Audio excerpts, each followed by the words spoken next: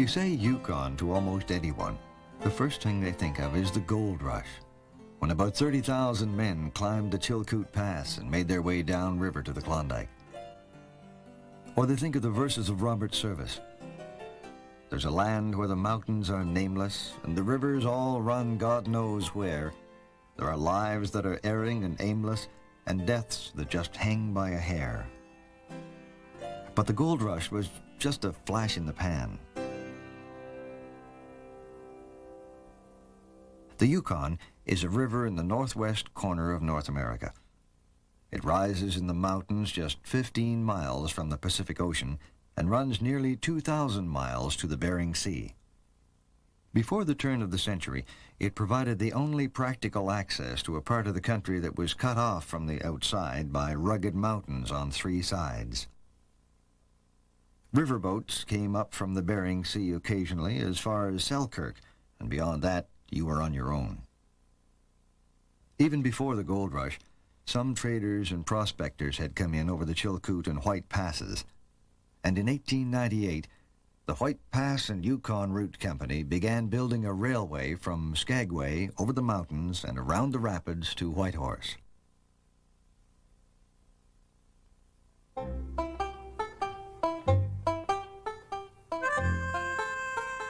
Here's how Skagway looked in the 30s. The trains chugged down the main street and started to climb. Building the road was a superhuman effort, one of the engineers wrote. The strong winds and severe cold made the men torpid and benumbed not only their minds, but their bodies, so that after 1 hour's work, it was necessary to relieve them by fresh men. Nonetheless, only 35 men were lost from illness or accident out of 3,500 who were employed. Once, when a gold strike was rumored, 65% of the laborers abandoned the job and stampeded.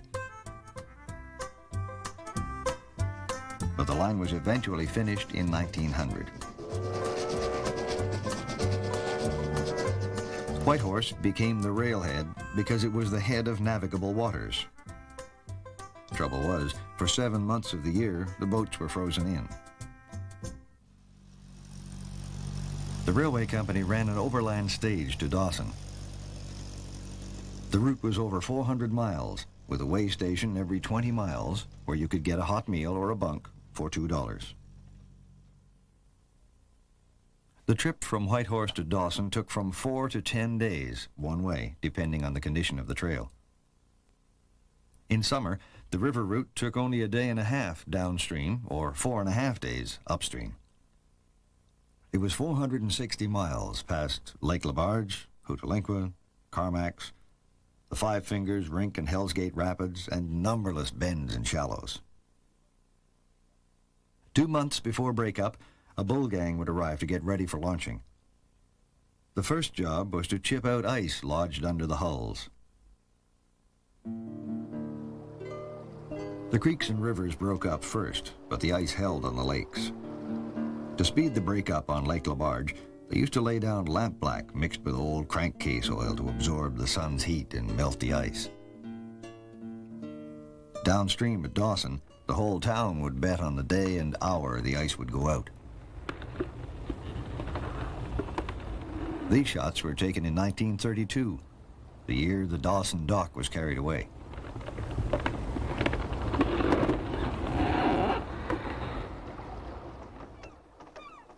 Up at Whitehorse and Carcross, shipwrights and crews repaired any damage that had been done the year before. The boats were jacked up and the cribbing was removed. They put tallow and grease on the ways, and they put the butterboards in place to support the steamer as it slid down. They tried fish oil, but the dogs ate it all off.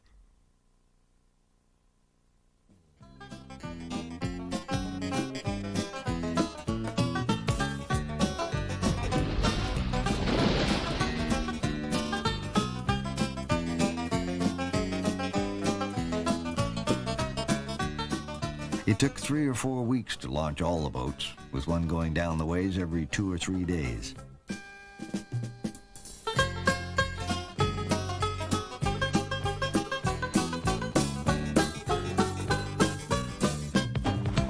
boats were designed to take a lot of freight in shallow water.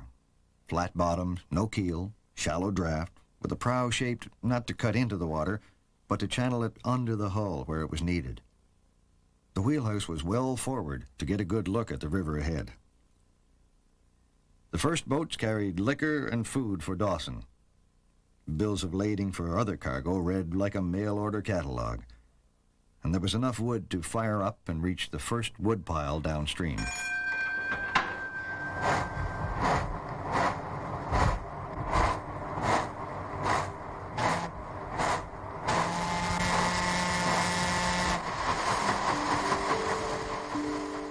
The paddle wheel was set in the stern to avoid damage, because the river was fast and the channels were sometimes very narrow.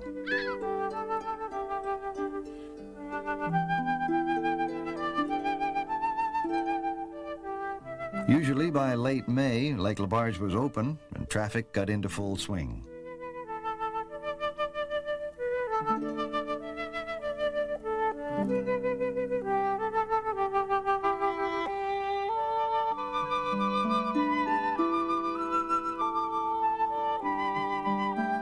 Often they pushed a barge so they could carry more freight.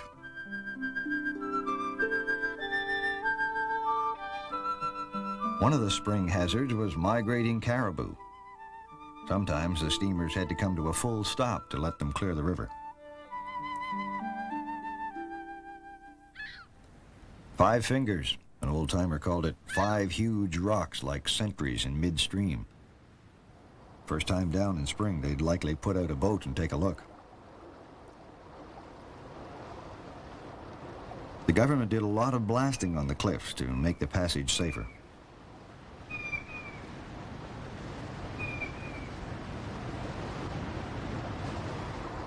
You had to be ready to cut straight across the river as soon as you were through, or you'd hit a submerged rock. This brought the stern very close to the cliff, and more than one boat had her upper housework damaged. Every 50 miles or so there'd be a wood pile, depending on the amount of wood needed for certain stretches of the river, and also, of course, on a safe depth of water and a convenient bank height.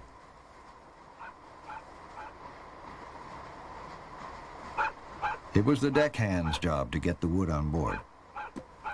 The number of cords ordered by the ship's master were measured off by the purser.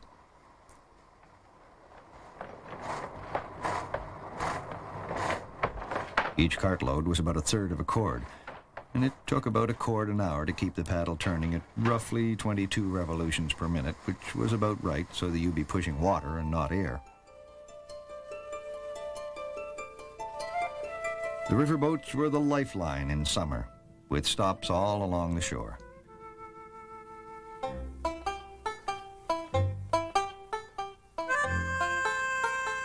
The mates got the cargo sorted out, and the purser kept the paperwork straight. Sometimes there'd be an Indian trapper moving his dogs and gear down the river. Or an old-timer who'd been outside and would come home. There are hardships that nobody reckons. There are valleys unpeopled and still. There's a land, and it beckons and beckons. And I want to go back, and I will. A sharp bend with fast water could cause you trouble.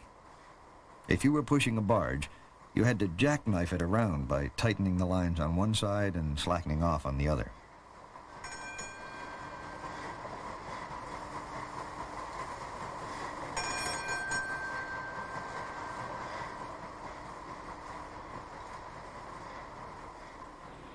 Sandbars and channels were always shifting with the current.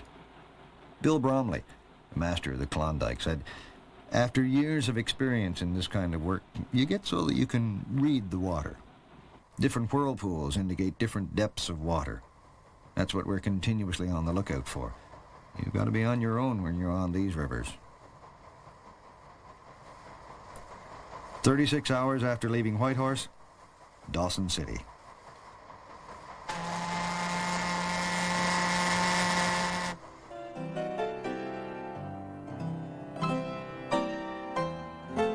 The boats put up here for 24 hours while they blew down the boilers and cleaned them. The crew got some rest. They got mighty little sleep on the way down. There was lots doing in Dawson in the 30s. It was a prosperous place, maybe 2,000 people. East of the city, they were still mining gold. One of the biggest dredges in the world was working on the creeks at that time.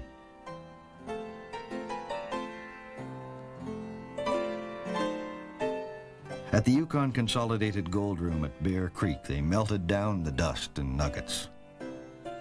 It's interesting that of $250 million taken out of the creeks, 3/4 of it was after 1900. Those 30,000 sourdoughs didn't find it all. But it didn't take much space on the steamers to carry the gold bricks out. So when they struck rich loads of silver and base metals in the Mayo District, it was a great thing for the White Pass and Yukon route. Several mines were opened, and there was pretty heavy investment in plant and equipment. Ore was hauled by cat train and stacked at Mayo Landing. The new mining area was on the Stewart River, southeast of Dawson. During the summer, the ore was moved downriver to Stewart Landing and transshipped to upgoing steamers. The Stewart River was even shallower than the Yukon, so in 1922 the smaller Keno was built to move the ore down to the junction of the two rivers. They tried to time their arrival at Stewart Landing to meet a steamer coming up from Dawson, so the 125-pound sacks would only have to be manhandled once. The ore was a payload for the upriver boats and barges that had been traveling practically empty. The only drawback was that pushing a barge added half again to the fuel cost. So in 1929, the Klondike was built to take more freight without a barge. She was 240 feet long overall. That's 2/3 the length of a football field. But some of the boats still needed the barges. Gasoline had become a big item along the river. A wood contractor might be moving his whole operation. And there was always the general cargo.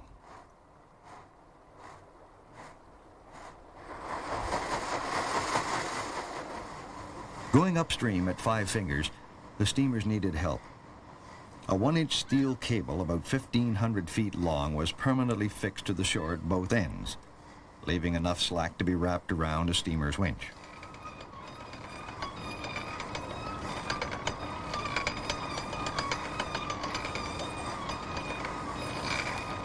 The first mate was in charge of the action on deck while the vessel was being lined up between the cliffs. The operation took about half an hour, and probably an extra cord of wood.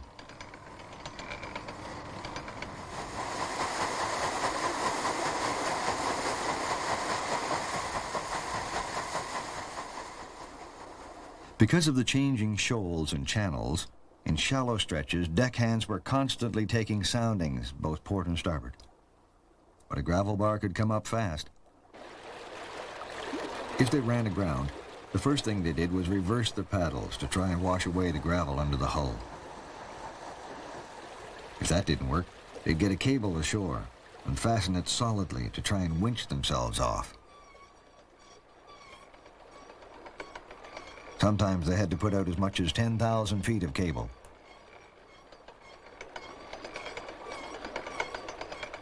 If that failed, they had to use the spars that they carried lashed to the forward housing. Depending on whether they were trying to get off sideways or straight, they'd put one or both spars over the side through a metal collar.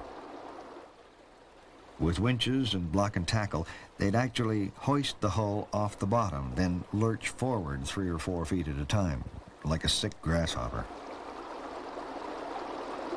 This operation could take up to 36 hours, and it used a lot of wood, so that no matter how tired the crew were, they'd have to wood up at the next wood pile.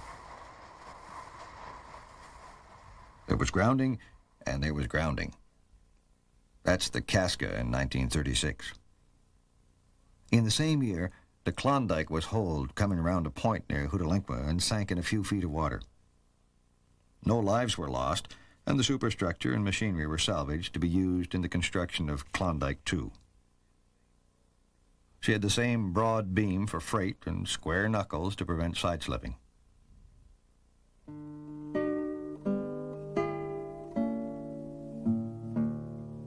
In spring and fall, the ships would tie up at night if there was a bad stretch of water ahead. In summer, nights were short, never totally dark, so the captains often kept right on going.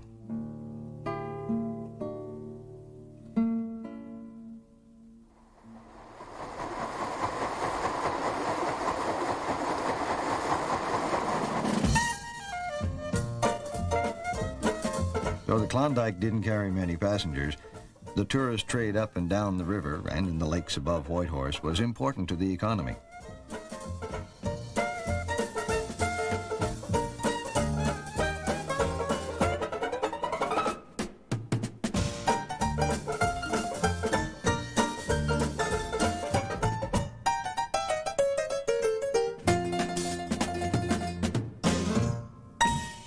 The masters loved the river, and when there was something to see, they'd blow the whistle.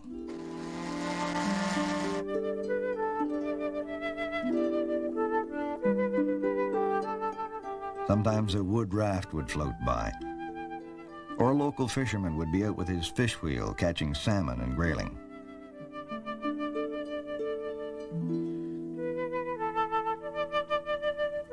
Crossing Lake Lebarge, the passengers would be allowed in the wheelhouse. A steamer would make 10 to 14 trips in the 5-month season. The last run usually took a full load of liquor down to Dawson and brought back a last load of ore and a bunch of miners going out for the winter. Most of the boats wintered at Whitehorse. They lined up, waiting to be hauled up the ways by steam winches. Freeze-up was about the middle of October. Up at Carcross, south of Whitehorse, they still used horse-drawn capstans to haul out the lake steamers. Hauling out was pretty much a reverse action of the launching.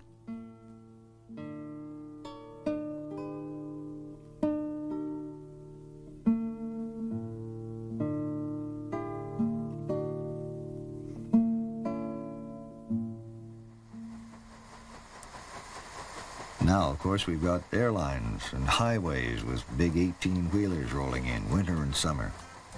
But it'll never be like it was in the days of the riverboats.